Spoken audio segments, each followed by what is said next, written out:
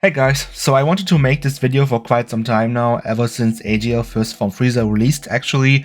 I just didn't really have the time to record this yet, but now I do. I'm recording this on the 19th of April 2024, and this topic has been on my mind for quite some time now, and I just want to get it off my chest. And from the video title and from what you can see on the screen, you can probably guess what I'm gonna talk about today, and it's gonna be why villains are so bad in Dokkan Battle, and just how to actually fix villains and make them good again. In my opinion, there are three main issues with villains in this game, which is why I also created this graphic that you can see on the screen here. Heads up, you're gonna see this circle a lot in this video because I'm gonna constantly reference it. And these problems are structural problems. They are more than just, well, villain characters just suck. It's more complicated than this. And like I said, I also want to propose possible solutions to these problems, and these are also gonna be more complex than just make good villain characters. So like I said, there are three main issues with villains in this game, and I want to start with the first one.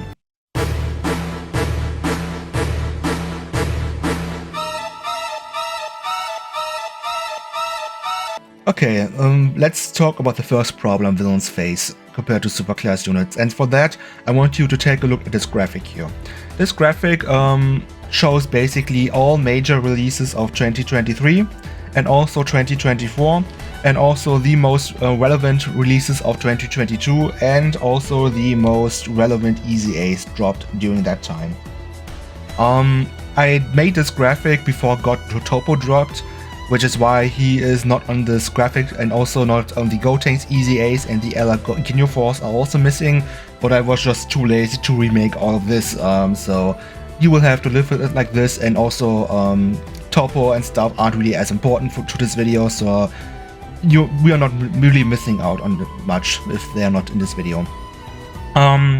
What can you actually see on this graphic? It's a lot less complicated than it might seem. On the x-axis here, I have basically ordered all of these releases chronologically, starting from 2022, of course, and then the last point is going to be March 18th, Saiyan Day, with Transforming Vegeta. And on the y-axis, I have ordered these characters around their strength level relative to the time of their release, so you can sort of call this a kind of tier list, but not really. Of course, in tier 1 are the weakest characters, and then at the top are the strongest characters. And like I said, it's only their strength level relative to the time of their release. This is really important because, for example, the Gammas here are a bit lower than the Ella Gods. That doesn't mean that right now the Gammas are worse than the Ella Gods. It just means that back then, when the Ella Gods dropped, they were better than the Ella Gammas were when they dropped. That's all this means. And also, it's not supposed to be a super accurate tier list or something. It's just supposed to give you a general idea on how I think these units ranked strength-wise. So, for example, if you think that Ella Ultimate Gohan is way too low on this list, just save yourself from typing this comment. I don't care. It's, like I said, not supposed to be a super accurate tier list or something.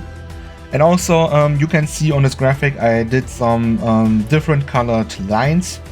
And what do these colors actually mean? So I'm starting with the yellow lines here, the 200% teams. This means these are the amount of teams, 200% teams that they had when the unit dropped.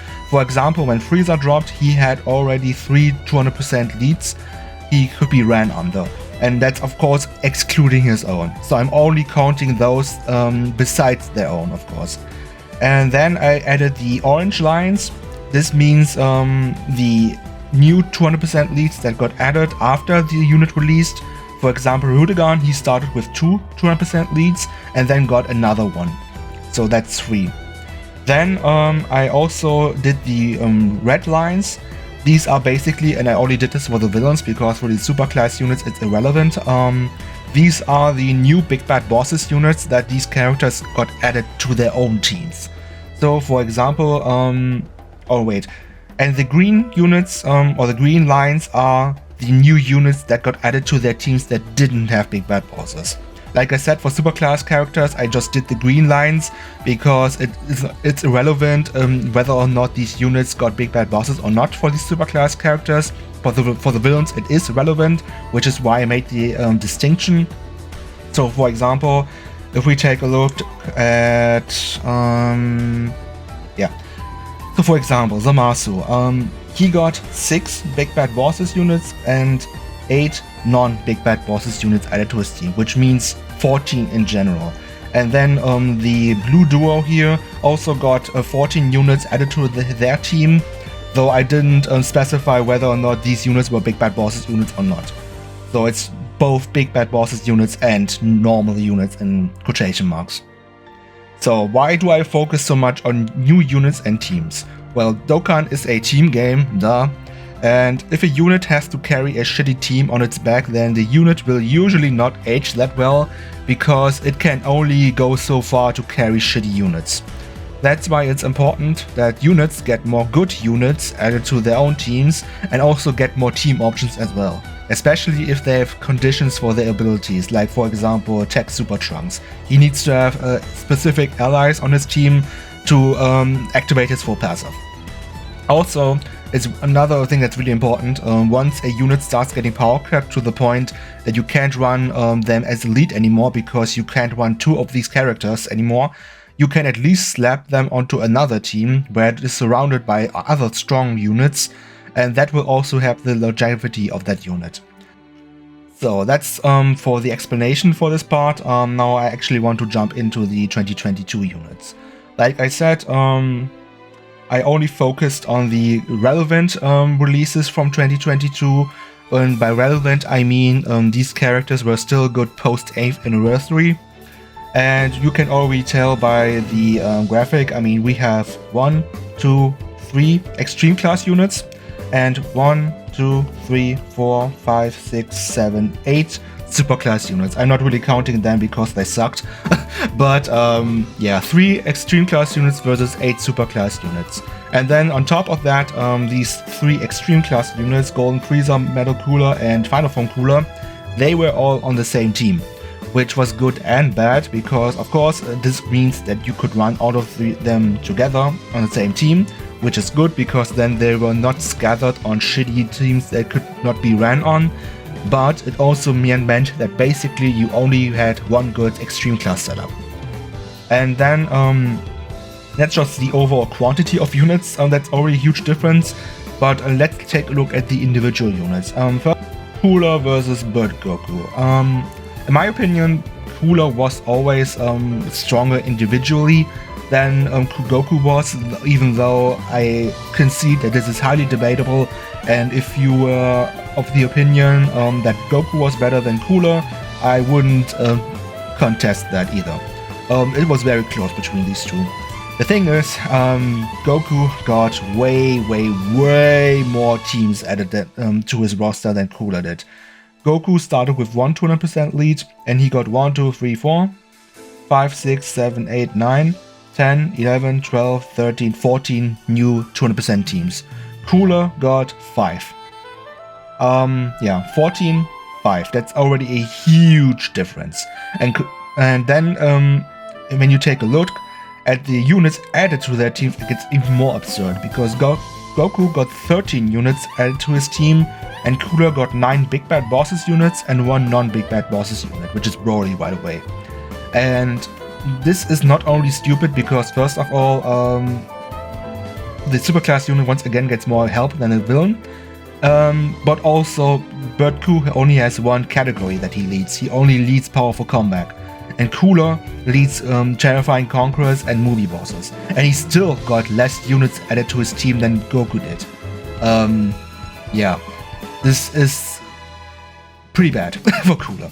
And granted, of course, not all of these teams that Goku got on and all of these units that he got on his team were amazing, obviously, but the more options a unit gets, team-wise or just unit-wise, the higher the chance is that one of them is amazing. So if, for example, a villain only gets 2 units added to his team and the superclass unit gets 13 units added to his team, usually that means the superclass units has more buffs than the villain. That's just the way it is. And keep in mind, Cooler, he is one of the better treated villains in this game. At least he got buffs added to his team in his own celebration in Metal Cooler and Easy A Cooler. And if you think other villains had got this luxury, then you are sadly mistaken. Then I also want to take a look at LR Metal Cooler, the other Carnival LR released in the Worldwide Celebration. And I mean, look at the amount of 200% teams that he has. He had one already, which was Carnival Goku. And the other one that got added to his roster was Gamma 1, who released only 1 month after him. So I think Gamma 1 released at the end of October 2022. And ever since then, Cooler did not get a single new 200% lead. And this was like 1.5 years ago at this point. And I mean, let's be honest, did you run Metal Cooler on Birdco's team? The answer is no. Did you run Cooler on Gamma 1's team? No, of course not, because Gamma 1's team was super busted, and you had infinitely better options than Metal Cooler. So, yeah, great help for Cooler. And then Cooler also only got 2 new units added to his team. One of which was Easy A Cooler, of course, and the other one was AGL Freezer, all the way over here. And I mean, this was like 1 to 3 metas past Cooler's release, which means, of course, that even though, yeah, sure, Freezer got added to Cooler's team, I mean, you're not running Cooler's team anymore, because Metal Cooler has been completely power capped at this point. So yeah, pretty sad state that Metal Cooler released then. And it gets even more absurd when you compare the 2 Carnival LRs, Goku and Cooler. Goku, 13 new units. Cooler, 2 new units. Goku, 14 new teams. Cooler, 1 new team. Goku was already stronger than Cooler. Make it make sense. Yeah, fantastic. And then I also want to take a short look at the New Year's units. I mean, the numbers speak for themselves. Piccolo was stronger than Cooler on release, and he got way more teams added to his roster than Cooler did. He also got more units added to his team than Cooler did. Same with Ultimate Gohan, even though Ultimate Gohan, in my opinion, was worse than Cooler. It's the same thing. I mean, I forgot to mention this, but like, compare Vegeta and Trunks and Cooler. Vegeta and Trunks were also better than Cooler. They got 28 units added to their team. Cooler got 10. Yeah, fantastic, great. And like I said, Cooler is one of the best treated villains in this game. Good. That's 2022. Let's talk about 2023 now. I'm not really gonna talk too much about the 8th anniversary because we didn't get any new villain there, which is very bad. Because we missed out on a potentially good villain unit as a Carnival LR. Instead, I want to take a look at the Holy Trinity of 2023 Dokkan Fest TURs, which are Physical God Goku, 23rd World Tournament Goku, and Piccolo Jr., who were for the longest time the best TURs in the game in 2023. And Piccolo Jr. individually was a lot better than these two. That was pretty much the universally agreed opinion for the most part. So once again, the villain unit was better than the superclass unit. So what's the problem actually? Well, once again, the superclass unit got way more units added to their team than Piccolo Jr. and also got more teams added to their roster than Piccolo Jr. did. Also, I mean, Piccolo Jr. aged decently well because you didn't really have to run him on villain teams. He worked just fine on superclass teams, and I want you to keep that in mind because I'm gonna go back to that later. But I mean, among these 3, who are you actually running today? Is it Piccolo Jr.? Nope, he doesn't have any teams right now. Is it the 23rd World Tournament Goku? Nope, doesn't have any good setups as well. It's God Goku. I mean, God Goku isn't amazing anymore at this point, but you can still slap him onto any team because, I mean, look at God Goku. He started with 10 teams already, 200% teams by the way, and he got 8 more. The unit that already had the most teams by far compared to the other 2 got the most teams added to their roster by far as well. That makes a lot of sense, of course.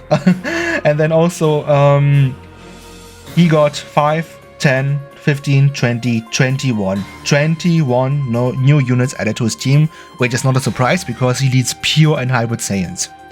21 units, 12, 9.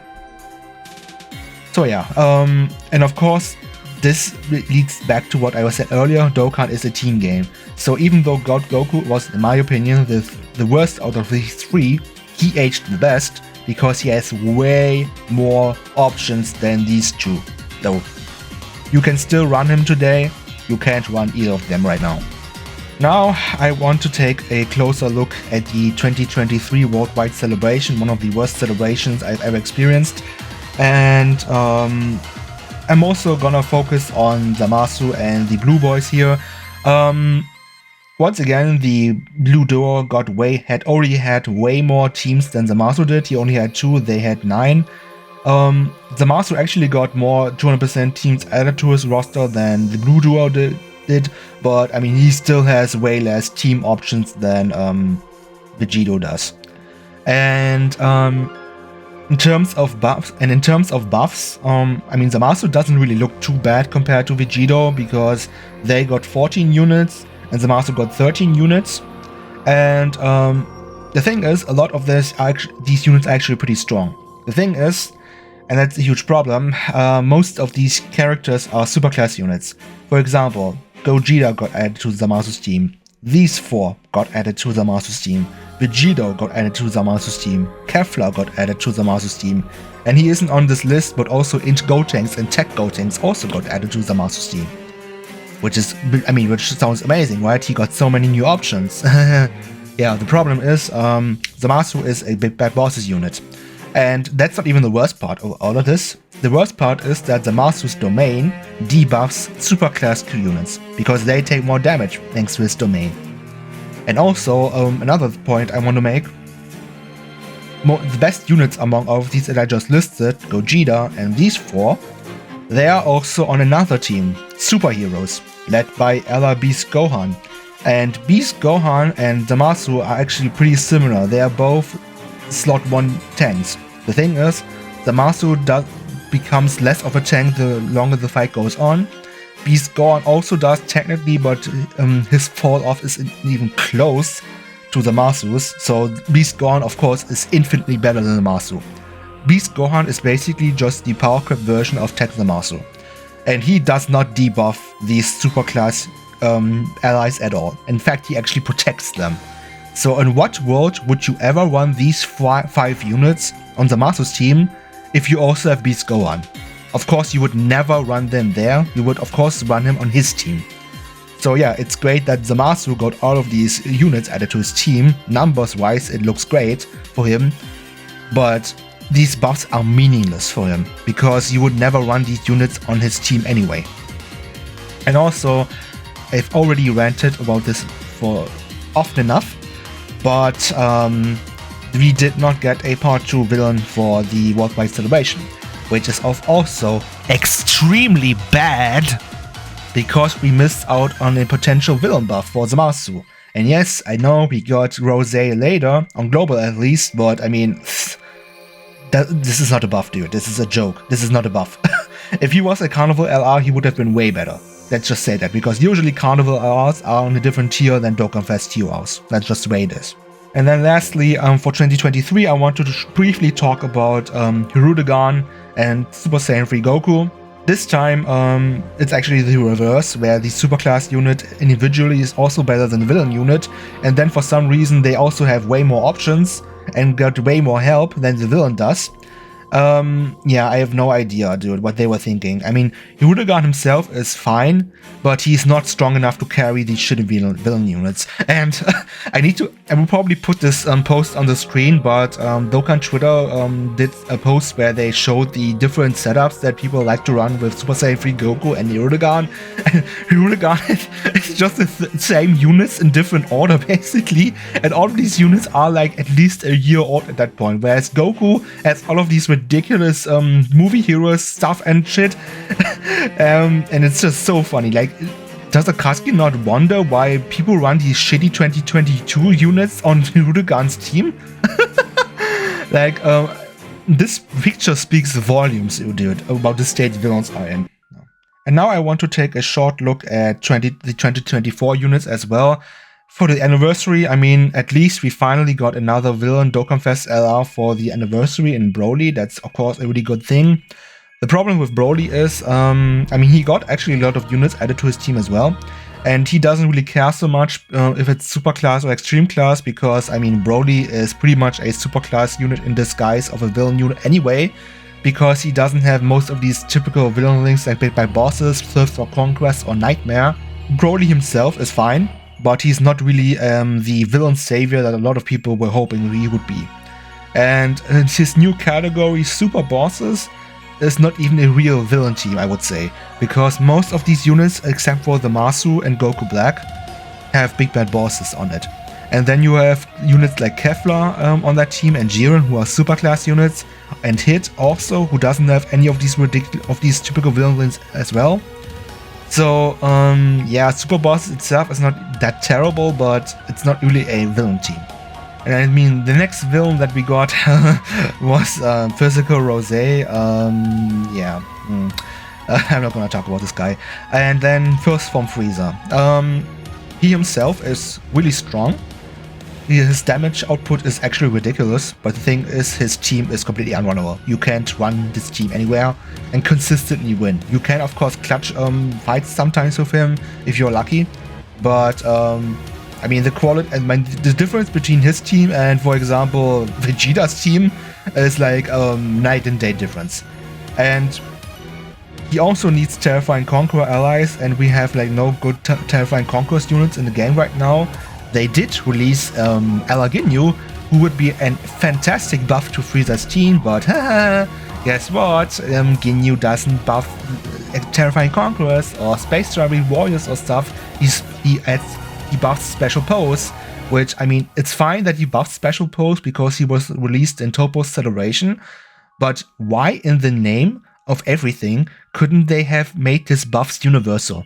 Why does Ginyu have all of these stupid category restrictions, so he's only runnable on one team and one team only, and he can't be run anywhere else? And don't come at me with like, oh my god, if Ginyu could be run anywhere, he would be so OP, and he's only a yellow coin LR.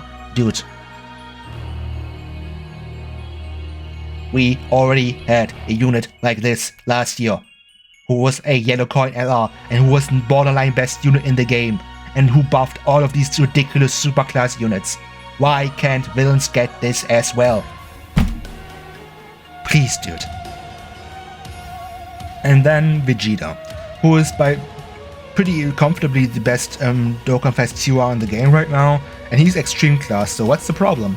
Well, Vegeta is a super class unit in disguise of an extreme class unit. He does not work in any way, shape or form with these extreme class units like Frieza, Uragan. He does work good with Broly, who's also a super class unit in disguise. So yeah, even though these two are amazing extreme class units, they are not really helping villains as a whole. Okay, so to sum it up, my opinion, the individual strength level of these villain units isn't much of an issue actually. The bigger issue is that Dokkan is a team game and one unit cannot win a fight on its own. And there are just less villains in the game than superclass units. That's because there are only so much villains they can actually pull from Dragon Ball and to put in this game. But it also means that there are fewer buffs for villains and fewer team options. And then they also decide for some reason to rob villains of potential spots for more buffs. For example, in the Worldwide Celebration last year, where they didn't drop a Part 2 villain LR and stuff like this. And all of this stuff usually means that even though villains are individually better than superclass units usually tend to age better than villains. And I feel like they seem to have realized that villains severely lack in options, which is why these villains usually also have tons of superclass units on their teams these days. For example, Turles, he leads Pure Saiyans, which of course has a shit ton of superclass units. Piccolo Jr. with Gifted Warrior, so he has Vegeta, Trunks, Gotenks and stuff like this. He had Zamasu, who leads Fuse Fighters and Realm of Gods. And Broly, who basically on all of his categories has a ton of superclass units as well. The thing is, usually these teams, except for Broly I guess, are a complete mess because of the links. But the even bigger issue in my opinion is like even these pure villain teams have this linking problem. And this directly leads me to my next main issue that villains have.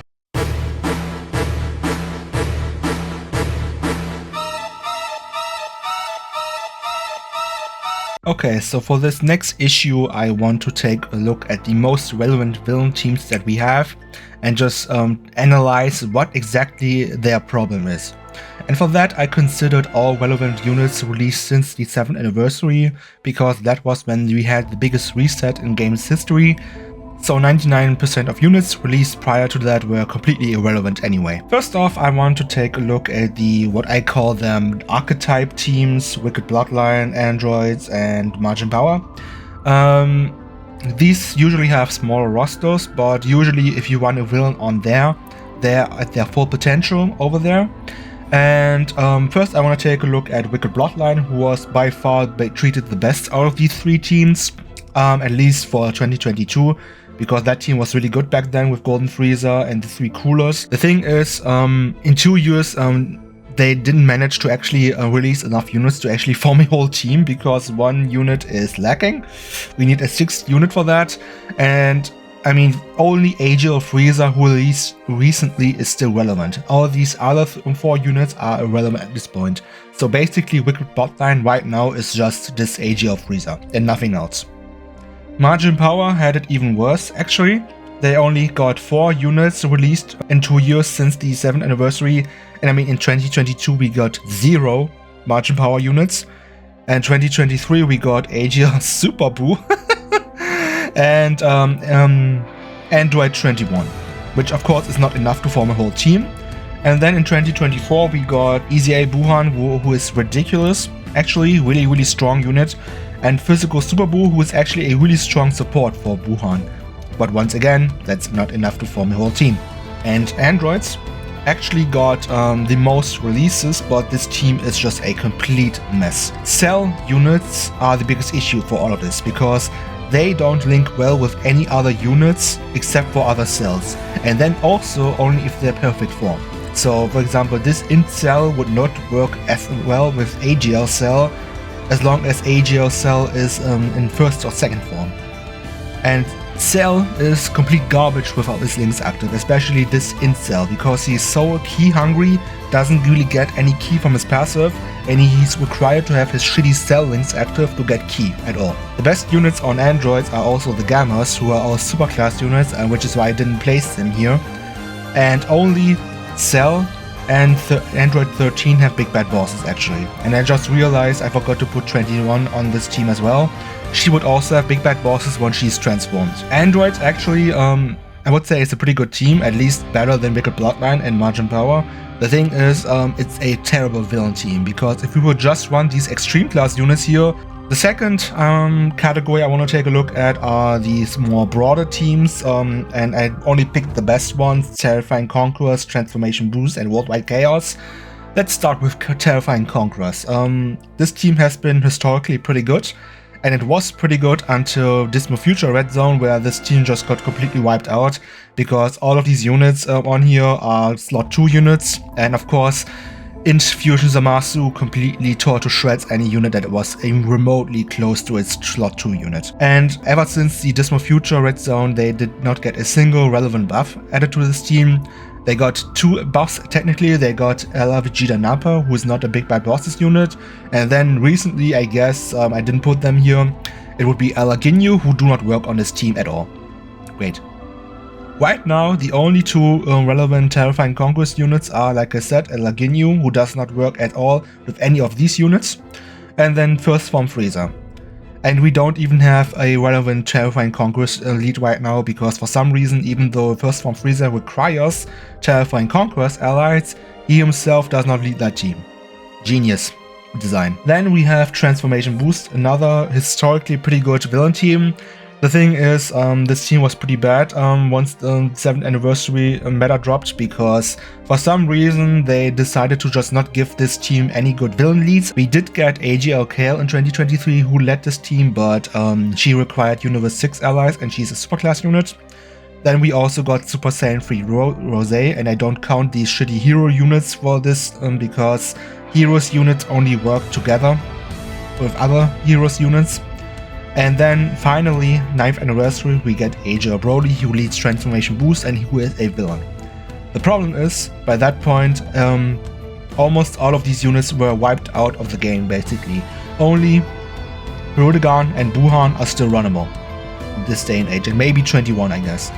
And for some reason, AGL Frieza, who could have been a huge help for this team, is not on Transformation Boost. Even though, I mean, yeah, there's like no issue, there's like no logic behind this why he's not on Transformation Boost. And then also a huge problem that Transformation Boost would have, assuming all of these units are relevant right now, they would not link together, because as I said earlier, these shitty Cell units only work with other Cell units. Boo units also need other Boo units around them to actually become really strong. And Frieza and Cooler, they have some broader links like Thirst for Conquest and stuff. The thing is, only Baby has Thirst for Conquest and the rest of these characters doesn't. So this team would be a complete mess anyway. And then Worldwide Chaos has the same issue. Links, Cell, only links with other cells. Boo needs other Boos to be good. And then, I mean, these Zamasus would link together just fine. The thing is, you can't run this Zamasu because of him. They suck. He sucks against AoEs. So you only really have these three, and I mean, Physical Rose is also trash. And then I want to take a look at the bosses teams, movie bosses, super bosses, and GT bosses. Movie bosses, basically for the longest time, was just an inferior version to Terrifying Conquerors, because I mean, these characters are all Terrifying Conquerors as well, and they have better options there. But then we also got like Broly, Rudegan, and Android 13. And so I guess it's not necessarily a worse version of that anymore. The thing is, we have a movie bosses lead right now in Rudegan, but I mean, who are you running on his team? Not him, he's trash, he always was. They are all power crapped, he's okay, but he needs androids units. And then Broly. Yeah, you can't even form a proper movie bosses team right now. And super bosses, like I said earlier, it's not even a real villain team, because most of the good units on the team are superclass. Like Ribrianne, for example, Kefla, Jiren, if he ever gets a good unit again. Topo is also on super bosses and is superclass. And Hit would not help villains either, because he doesn't have any of these villain links. So right now, you only really have the Brodies, and then all of these Amasu units. And like I said earlier, unrunnable, shit. So you only have these 5. And these 3 cannot be ran together due to a certain problem that I'm gonna talk about in the next issue. And then last and certainly least, GT bosses. I mean, I don't have to waste time on this team, do I? Okay, so I also took a look at Final Trump Card and Battle Fate. These teams do not have any villain leads, but at first I thought if they get a villain lead, then these could be interesting villain teams, but I mean, look at the roster, dude. This is a joke. Not good enough. Just not enough units, don't link together as well, so even if we got a villain that leads Final Trump Card and Battle Fate, these teams would not be good anyway. And also, for some reason, Golden Frieza isn't on Final Trump Card, even though he blew up the planet. And I guess if Frieza blows up the planet, it doesn't count as Final Trump Card, but when Cooler tries to do the same, it counts for some reason. Yeah, pretty stupid. Then I also took a look at 2 categories that people have been asking for quite some time now, if they would actually save villains or not. The first one is Regeneration. It's attack from Dragon Ball Legends that exists there, and it has basically every Zamasu unit, Boo, Cell, Piccolo, Omega, Baby, 21, also Janemba. Let's just imagine that Omega Shenron was actually a good unit and that he would lead Regeneration instead of GT bosses. I mean, first of all, Omega would be infinitely better just by that change alone. The thing is, I mean, this roster should look pretty familiar to you because it's almost the exact same as Worldwide Chaos, just with Omega and Baby added to it, basically, and 21, I guess, and Janemba, but he's not here because there aren't any good Janemba units right now. So it's basically just a slightly improved version of Worldwide Chaos. So regeneration as a category would not save villains, but I mean, I would take it. And then the far more interesting team would be Powerful Opponent, which is also a team that people, including myself, have been screaming for ages. It's basically every main villain of every arc in Dragon Ball, Dragon Ball Z, Dragon Ball GT, Dragon Ball Super, and all of the movies.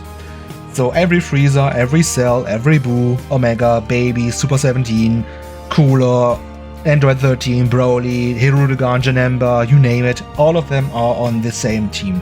I mean, look at the roster. This I'm just salivating seeing this huge amount of characters you couldn't run on this team. The thing is, once again, same issue with all of these other big categories like Transformation Boost, for example. Like, assuming, for example, that Broly, the 9th Anniversary LR, introduced this category, Powerful Opponent, and not shitty super bosses, I mean, would this team have been the villain team to end all teams, basically? Yeah, not really, because, I mean, aside from the fact that most of these villain characters are useless right now because they've all been power crept, they can't really link with each other anyway. Like, yeah, these Frieza units work well together with each other, and I guess with Turles and Baby because of Thirst for Conquest, but Cell wouldn't work with them, and the androids wouldn't as well. Buu wouldn't work with any of these units. Hirudegarn is kind of in a limbo as well. Piccolo Jr. I guess could work with these Frieza and Cooler units, and then these Goku Black and Zamasu units wouldn't work with any of these. So yeah, sure, this team would have an amazing roster, and I definitely want them to add this team at some point. Like, please, Akatsuki, I'm begging you, release this category. The thing is, the team would just be a mess, link-wise. And this is also a huge problem. I mean, I've been talking about links all the time now, and I'm aware that superclass teams have similar quote-unquote issues as well, where not every superclass unit links with another superclass unit and they share 7 out of 7 links. I'm perfectly aware of this. Usually they only share like Super Saiyans, Fierce Battle, and maybe Legendary Power. The thing is, with superclass units, they don't really usually get huge buffs from their links anyway. And it's pretty apparent that Akatsuki designs units with links in mind. And what I mean is, for example, Cooler here. Compare Cooler with Big Bad Bosses and compare Cooler without Big Bad Bosses. Of course, without Big Bad Bosses, if you would compare him to the other units released around this time, like the 7th-year anniversary LRs, I would comfortably say that Cooler was worse than them. He needs to have Big Bad Bosses and other links active to actually be at the level above them. And Akatsuki definitely designed Cooler around having Big Bad Bosses up all the time. And with superclass units, I mean, they could also be designed this way. The thing is, you usually don't notice this because superclass units don't get these huge buffs from their links. So if they're missing out on 3 out of 7 links, it doesn't really matter as much for them. Sure, they get a little bit weaker, of course, but it's not such a huge difference as compared to Big Bad Bosses units not having Big Bad Bosses, you know? And the general rule of thumb seems to be the more buffs a unit receives from links, the more dependent they are on them. And like I said, because villains have this super strong link in Big Bad Bosses, and other really strong links, like for example Universe's Most Malevolent is also a really strong link, or all of these Majin Buu links, for example. If you can't have a unit, or if you can't activate all of these links for these units, they are only half as good. And superclass units simply do not have this issue. Most of the time. I mean, there are some exceptions, of course, but most of the time that's exactly how this works. So yeah, to sum it up. Villains have horrible linking synergy. Different villain archetypes do not work together with each other. And that's, of course, a huge problem because villains are balanced around having their links up, like for example Cooler, I just mentioned. So ideally, you would want to run these villains on their specific categories. For example, Cooler, you would want to run him on either Terrifying Conquerors or Wicked Bloodline. The thing is, usually you can't do that because these smaller teams in particular don't have enough units to even form a whole team, which harkens back to this. that they release less villains than superclass units. So you need to run these villains on bigger teams, assuming they even have a leader like Transformation Boost. And on there, they are just severely gimped.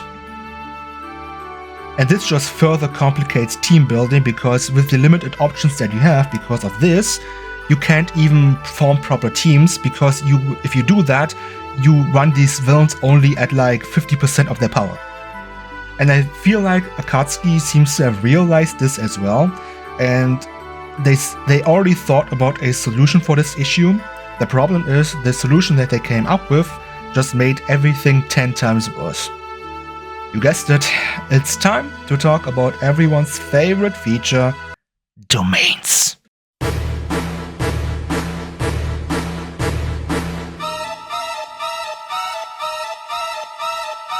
Okay, so domains. I feel like the intention with domains was to create a universal buff to villains to compensate for their shitty link sets.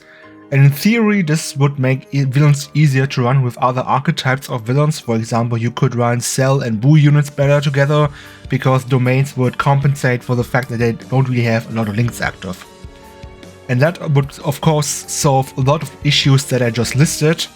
The thing is, the way they implemented this feature was a complete mistake. So how do domains actually work? So domains get activated through an active skill or a passive skill, and they create a universal effect that affects all of your units and the enemy as well, if they are on the effective category or the effective class. And after a certain number of turns, the domain wears off. We have currently 5 domain characters in the game. We have Int Future Trunks, the free-to-play character. We have STR LR Future Gohan, and then we have these 3, Broly, Rose, and Zamasu. And for these 3, their domains are also tied to a transformation. And you cannot activate the domain, you cannot transform with these characters without activating their domain. They are literally affected by the same active skill. And for Zamasu and Rose, their domain, once their domain is finished, they also de-transform. And Future Gohan and Trunks, their domains are literally just buffs, and they don't have any transformations locked behind having their domains up. Future Gohan has an active skill attack, but it's not really required for him to be as good, you know? And why is this? And also, and then the biggest point of all of this is, like I said, domains deactivate automatically, which means you cannot deactivate them manually. For example, you can't override an already active domain with another one. So for example, if you have already Broly's domain up, you cannot activate Rose's domain to actually cancel his domain. You have to wait the 4 turns until his domain is finished, and then you can activate the next domain, either Rose or Zamasu. And this is by far the biggest issue in all of this, because domains not only can help your enemies as well. For example, Zamasu, when he dropped, his domain literally did not give you any benefit whatsoever, because back then we didn't have any long superclass fights. We had, theoretically, we had the God of Mortis event, well, these were all short events. And usually, by the time you could even activate Zamasu's domain, the fight was already finished. And against the extreme bosses that even last as long, literally all you would do is take unnecessary risks, because it would only debuff your superclass allies by them having to take 30% more damage, and the opponent would not be affected by this at all. So this is already really bad. And then, like I said, the 3 villain domains are all on the same team, and they are all actively hindering each other. Ideally, you would want to transform Broly and Zamasu ASAP, because their transform states are super broken, and then afterwards you would activate Rose's domain, because it has the best effect of all of them.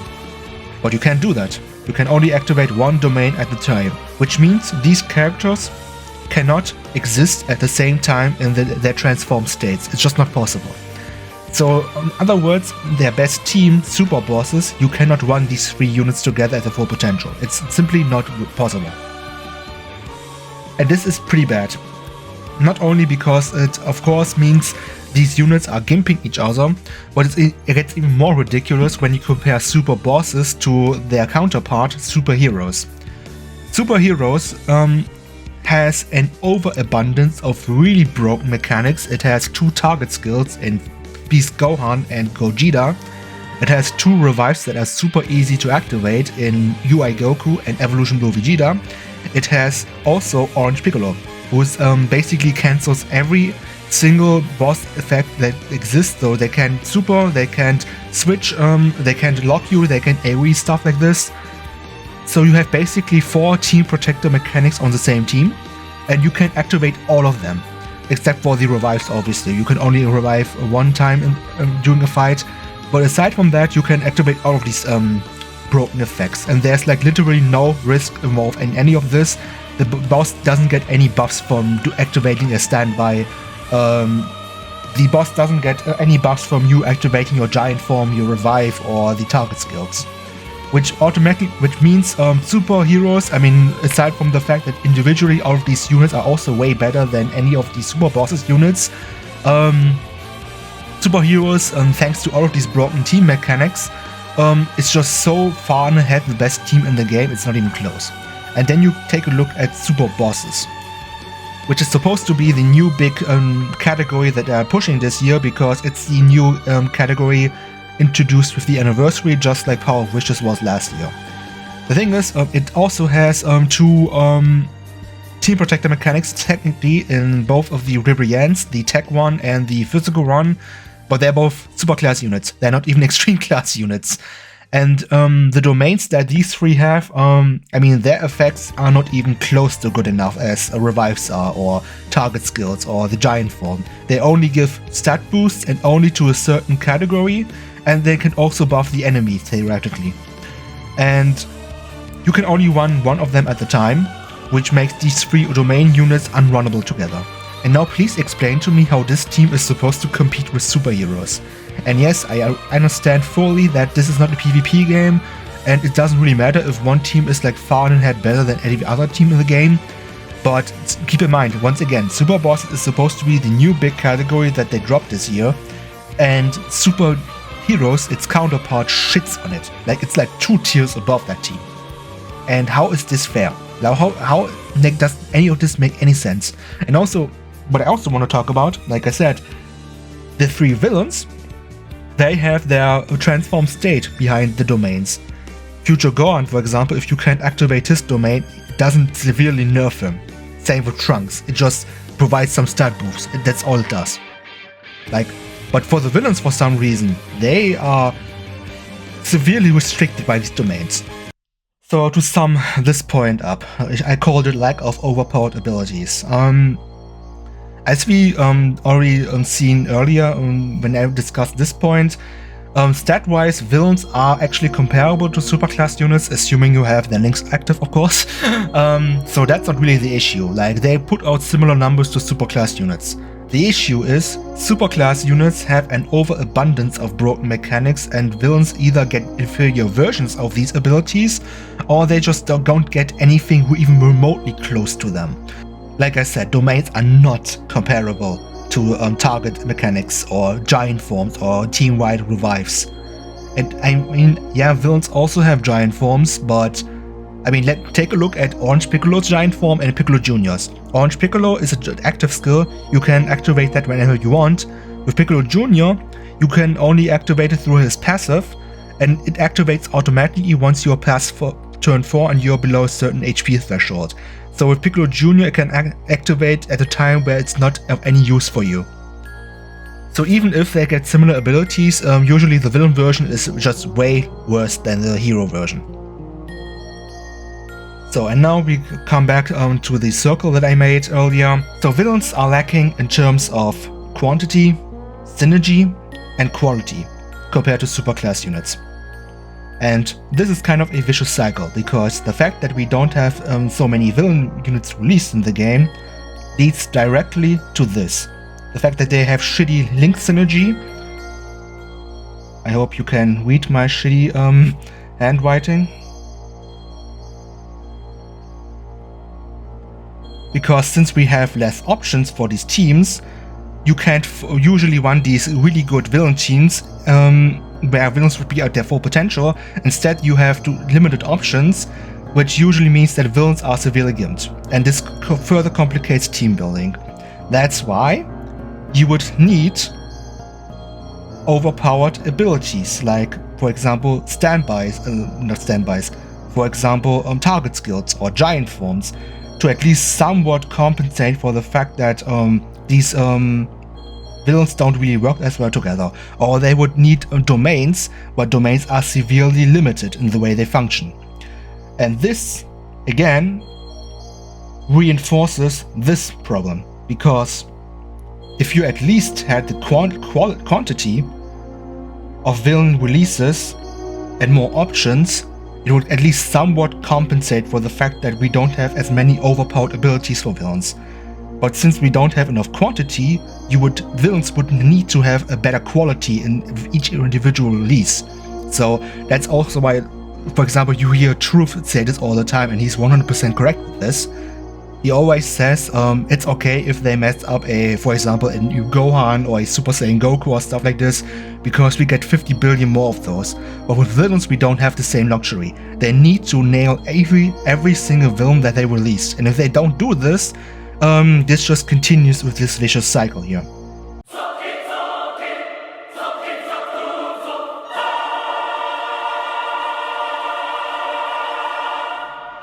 Okay, so now that I've pointed out why villains are so bad in this game, I actually want to come up with some solutions that I think could make villains good again in this game. And for that, I want to first take a look at villain teams from the past that were really good back then, and just to see what we can learn from these. And then at the end, I will give a list of things that I think they can and should do to make villains good again. Okay, so the first villain team I want to take a closer look at, Majin Power, led by Ella Buhan back in 2020. That team was actually really unique because these Buu units all work basically the same way, where they all heal each other a lot.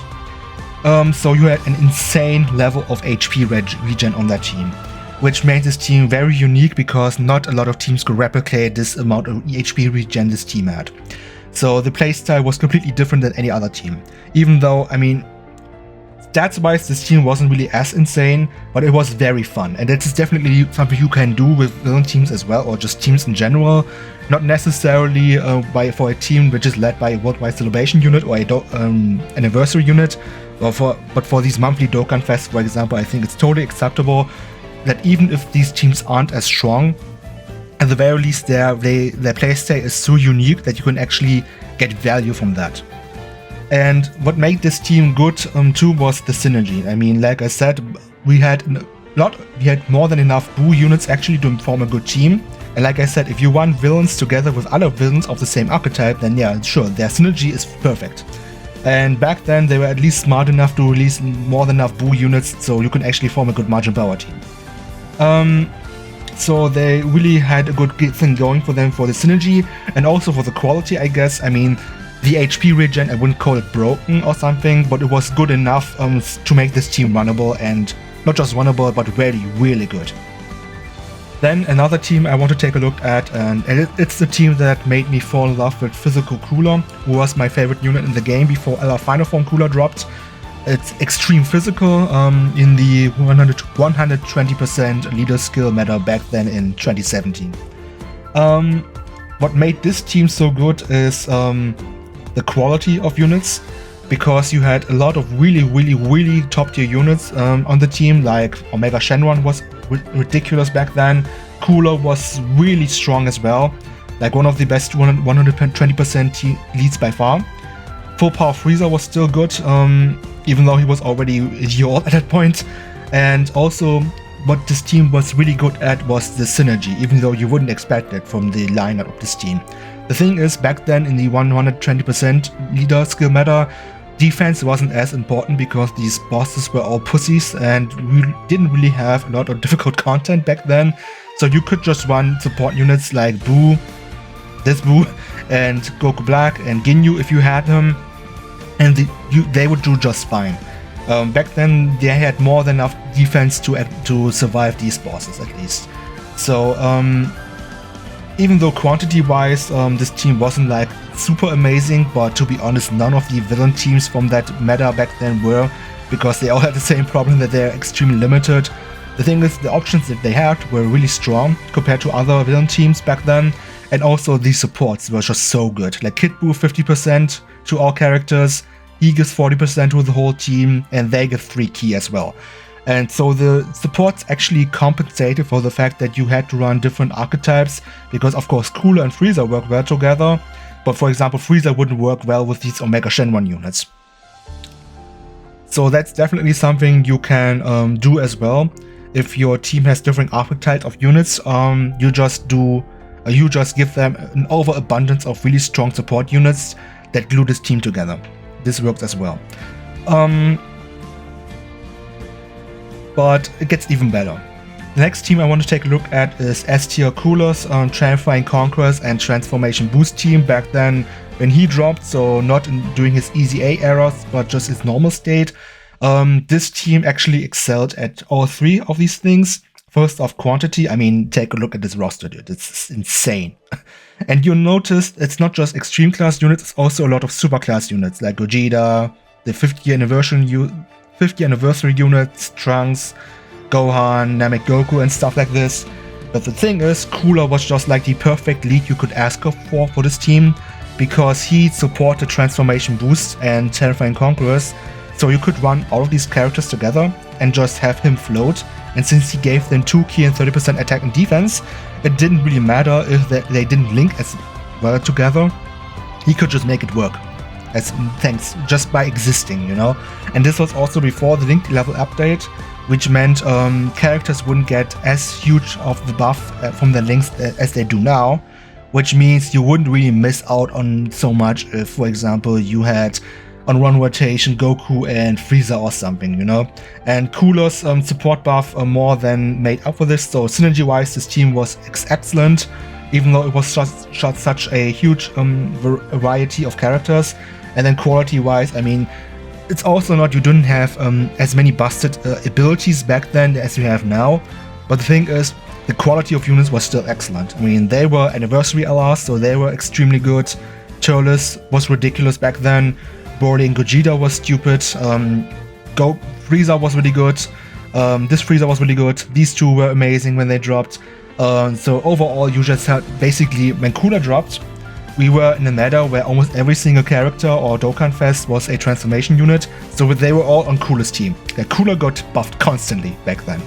And this of course helped Cooler age amazingly. Like, he was still relevant up until I would say 2021. Back then, when the God event dropped, yeah, he kind of fell off, but he aged excellently, definitely. And so yeah, this team was really good in all 3 of these departments, but it wasn't a pure villain team. If you want to go even one step further beyond, you have to take a look at the next team. And it's AGL Rosé's villain team that dropped back then in 2016 in the hero and villain meta. This team once again excelled in the quantity department, because Rosé gave buffs to every single villain that existed. He just led extreme class, and this means you could run every single villain on this team. And synergy-wise, this team was also more than amazing, because Rosé, they did a fantastic thing by giving him a 3 key support to all extreme class units on the same rotation, so you could just throw together any villain you wanted basically, and they just worked thanks to Rosé. And this team flowed amazingly. And then the biggest thing about this team is of course the quality of units that we had, because back then we didn't have any LRs, we just had these Dokkan Fests, and back then Dokkan was not afraid to spam villain Dokkan Fests as they are now, and we just had heavy hitters such as Buhan and Omega, and also Frieza and Cell and Zamasu, stuff like this, who are all excellent on their own, but when thrown together they were just broken beyond belief, which also goes to the synergy point I was making earlier. Like, Rosé didn't just glue this team together, like these abilities also worked seamlessly together, because back then debuffs were really strong because bosses weren't immune to them as they are now. And Omega, for example, he debuffed all enemies passively by 30%. Buhan lowered attack with his super attack, same as Goku Black, and Buhan also healed you a lot.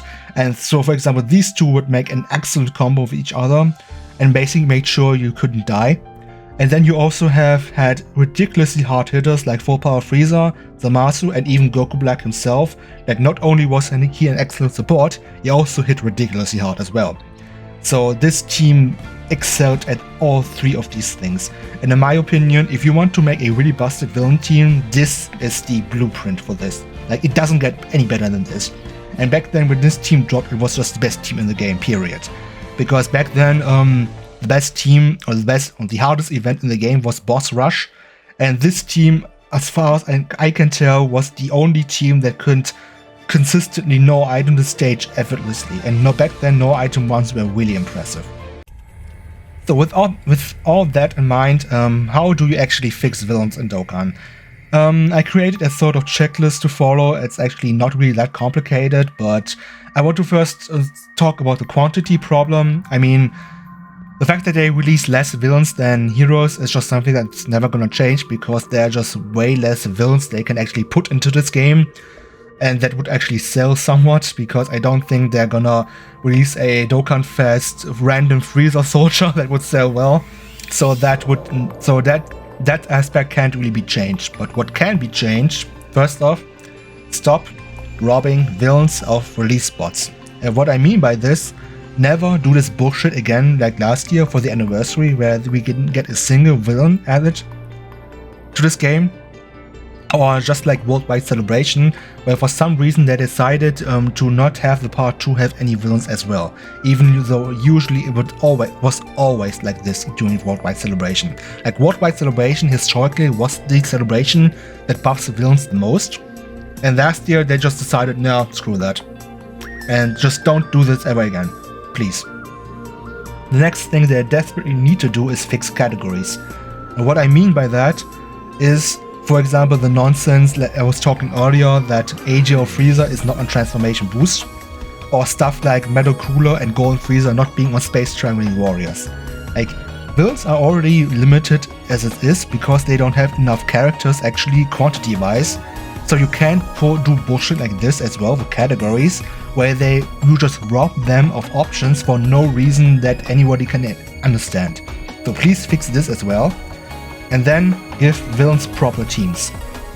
What I mean by that is, first off, release the regeneration category in this game, release the powerful opponent category in this game, and focus, and then give us enough leaders for these categories, so you can run these teams constantly. Because, like I said, villains have less teams than superclass units do. So at least a few villain teams that we have, like for example Powerful Opponent, or even Transformation Boost or Terrifying Conquerors, they need constant support, so you can actually run these villains on there at least. So that's how you fix the quantity issue. The synergy issue, in my opinion, is actually the biggest issue that villains have, and the solution could be a little bit tricky actually. First of all, the easy solution would be, but it would only be a momentary fix, is release more broken support units. People, for example, this is why I said villain Bulma here, people have been screaming for a villain Bulma ever since Bulma released last year, and it's for good reason. Because Bulma, or a unit like Bulma, would help so much with the synergy issue in this game right now, because they could easily compensate for that. And like I said earlier, AGL Rose, STL Cooler, they also work just like that. But at this point we need some sort of 2-turn support, or even more turn supports, you know? Just having a floating support unit doesn't cut it anymore. Then, I mean, that's a momentary fix, but in my opinion it needs a long-term solution, and for that you need to fix links in this game. And there are multiple routes they could go with this, in my opinion. First of all, they could theoretically release another link level update, and by that I mean you just buff all of these shitty villain links that we have, and just make them uber broken. For example, you could make, I don't know, Thirst for Conquest gives 30% attack and defense or some shit. Or Ultimate Lifeform gives like 50% attack and defense and 5 ki or something. The thing is, you can do that, it doesn't really help villains as much as you would think it would. Because, let's just say my example with Ultimate Life Form. Yeah, it would be great if a GL Cell gets 50% attack and defense from another Perfect Cell unit. But, I mean, let's take a look back at the Androids team. I mean, how many cells could you even link with? You only have this cell and this cell. And it wouldn't really fix all that much. It would also only mean you could at least run him with other cell units more effectively, but he would still not link well with Margin Boo units or Freezer units or all of these, you know? It would at least make these individual teams a little bit more stronger, sure, but it wouldn't fix the synergy issue as well. Another solution they could do is also just rework links entirely. The thing is, an update like this would require a lot of work, because you would have to, of course, take a look at every single character that ever released in the 10 years that this game is almost up at this point, and then balance them accordingly. And let's just say, I don't think that's gonna happen, because that's way too much work. They at least could do this for newer villain release. For example, whenever we get a new cell, just remove Gentleman, Messenger from the Future, and Ultimate Life Form and give them other links. But I don't even know if they would even do that. But at least that would be more feasible. The next thing they could do is, and this is also something that people have been asking for quite some time now, it's a link update, so you can give an 8th link to units. A lot of people proposed that you as a player could give a certain link to a character that you want, and this could be interesting actually, because not only would this add a lot of customization to the game, and I also trust knowledgeable players more than Akatsuki at this point, and choosing which links are good for characters and which aren't. The thing is, would this really help villains as much? I mean, yes, it would kind of help them. You could give big bad bosses, for example, to Broly and Golden Frieza, but what I'm afraid would just happen is every single super class unit would just get big bad bosses, because it's the best link in the game stat-wise. So super class unit would just eclipse villains even more, and the villains would lose their one advantage that they had, which is big bad bosses. So it would be an interesting option, but they would really need to pay attention now to implement this. I'm not really sure if this would be the big solution for villains. What I think they should do instead, and it's actually pretty simple, they should just stop balancing units or villains around having their links up. And what do I mean by this? Let's compare Super Saiyan 2 Gohan and Cell. And these are just hypothetical units, not necessarily those that we already have. Let's say this is Gohan's power level without having these links up, or just by having Fierce Battle and Legendary Power up. And then this is what he gets from links. And now compare this to Cell.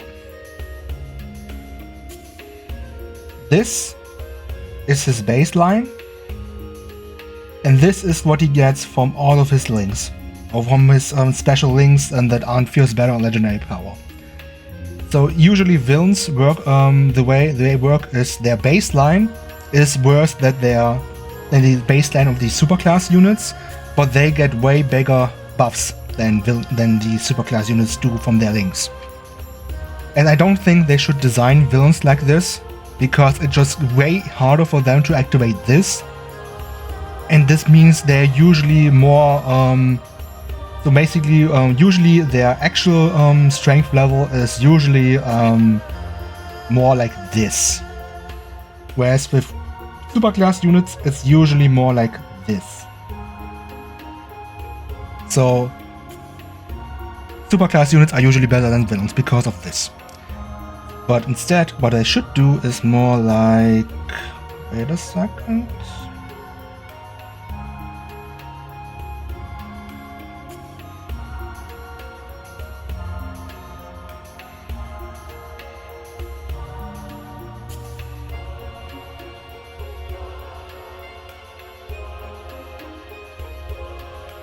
It should be more like this. Make it so their baseline of villains is the same as the baseline of heroes, and then sure, they can get their extra juicy buffs from having their links up. This would mean that once they have all of their links up, they would be better than superclass units. But the thing is, as we discussed earlier, villains usually don't have the luxury to have all of their links up anyway. So this wouldn't really make villains better. Instead, they would be more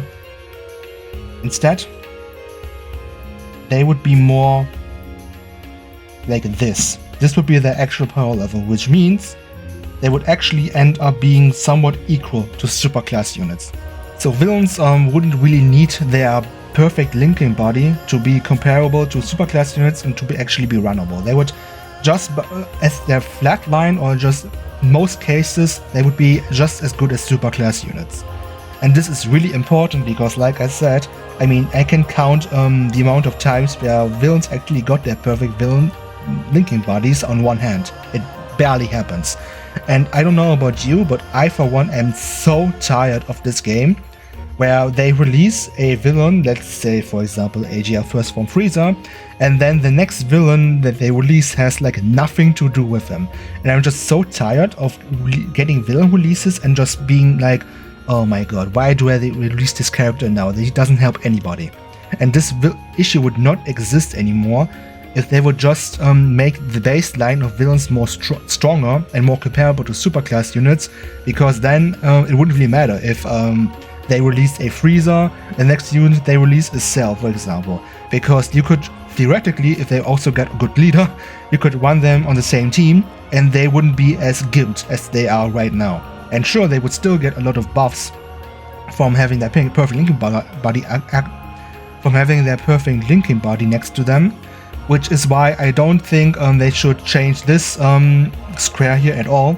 I still think they should get a lot of buffs from their linking bodies, because then it will make team build a little bit more interesting. You could theoretically run them with their linking bodies, so you could see even bigger numbers. For example, instead of 20 million, you would see 30 million, and this would of course be really fun. But you don't need to do this to make the villain good enough to be ran, you know? But basically just like Legends, where, for example, you could run Golden Freezer, you could run him on LOE, where he gets mega juiced by all of these LOE buffs and LOE equips, but you don't need to. He can be ran just fine on movies or powerful opponent, and he's strong enough just fine on there. He's still like top 3 level on these teams. And this is how they should design villains in Dokkan as well. If they did this, it would solve so many issues the villains have. You couldn't even imagine. So this, in my opinion, this is what they desperately have to do. And then the quality issue, I mean, first of all, they need to fix domains somehow. They said in a producer letter that they are planning to expand on domains in this game. I have no idea what this means. Like, either this means they just release more domain characters, which please don't, until you fix domains how they work, because all you're doing with this is just make these individual domain characters even harder to run together. Like, I still remember when I saw that we get a Dokkan Fest God Topo, I was so scared that he was a domain character, because, I mean, he could have been a domain character because he changes the whole sky with his Hakai against Frieza. And he's also on Super Bosses unit. He's also on Super Bosses. So he would have been in the 4th Super Bosses unit with the domain. And this would have, of course, been really bad for this team. They need to do something with domains. Like, either if they're too scared to make things too broken, they could just make it so domains can override each other. But then please, for the love of God, also make it so these transformations aren't tied to these domains. So for example, if you activate Texamasu's domain at first, and then you activate Broly's domain, then sure, Texamasu's domain can be cancelled. I don't really care because its effect sucks anyway. But at least make it so that Zamasu doesn't T-transform into his base state again, just by doing that. That would be the easiest solution. And I mean, if they really want to go balls to the walls with this, they could also make it so these domains actually overlap with each other. Which means if you activate Broly's domain, Black's domain, and Damasus' domain, these effects stack with each other. which would sound ridiculously broken, but I don't think that even with all of these effects added to these domains, I don't think super bosses would just suddenly explode off the screen and be 50 billion times better than superheroes. And the thing is, I mean, we have the special bosses team right now in the game, which has all of these ridiculously busted support units.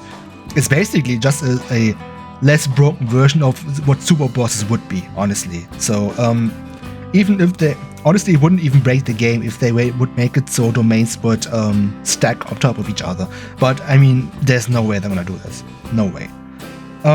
But this is definitely the first thing they definitely have to do. And then just give villains more broken mechanics. Like, for example, why do we not have a villain with his target skill? Why don't we have a villain with a active skill giant form? I mean, that's one of the reasons people have been screaming for a Dokkan Battle Lord Slug. Like, if he ever releases, please don't make his giant form a passive skill, please make it an active. And do that, do all of these things that I just listed, and villains would be so good. It would solve so many issues for villains, and villains would be fantastic again. And I don't know about you, but I like villains way more than superclass units, and I don't really want to feel like whenever I want to play with villains that I play this game on hard mode. And I know a lot of people feel the same way, otherwise we wouldn't constantly have all of these complaints about villains sucking this game. So yeah, this video is probably pretty long, but yeah, these are basically the main issues villains have: quantity, quality, and synergy. And there are certain solutions you can take with these problems, but Dokkan really needs to actually get their mind behind all of this and actually start implementing them, because the longer they wait with this, the worse it's just gonna get. And I'm really interested to see what direction this game is gonna go with villains. First of all, I'm really interested to see how Worldwide Celebration is gonna pan out this year. If they're gonna do the same nonsense as last year, where we don't get a part 2 villain, or if they for some reason decide because we got a villain for Anniversary already, we do not get anyone for Worldwide. Please don't do this. Just give us more villains, please. And also, for the love of God, for these super easy A characters that are gonna drop soon. I mean, we're gonna have a lot of villains added soon. Please don't mess them up. Make them as good as Super Saiyan 3 Goku and Gotenks, please. So yeah, I think I have rambled on long enough about this topic. My throat is actually getting sore at this point. And let me know what you guys think about all of this. Maybe you have also ideas how you can fix villains in this game. And or you also notice another issue that villains have that I really didn't focus enough. And is this, just let me know what you guys think, and see you all in the next video.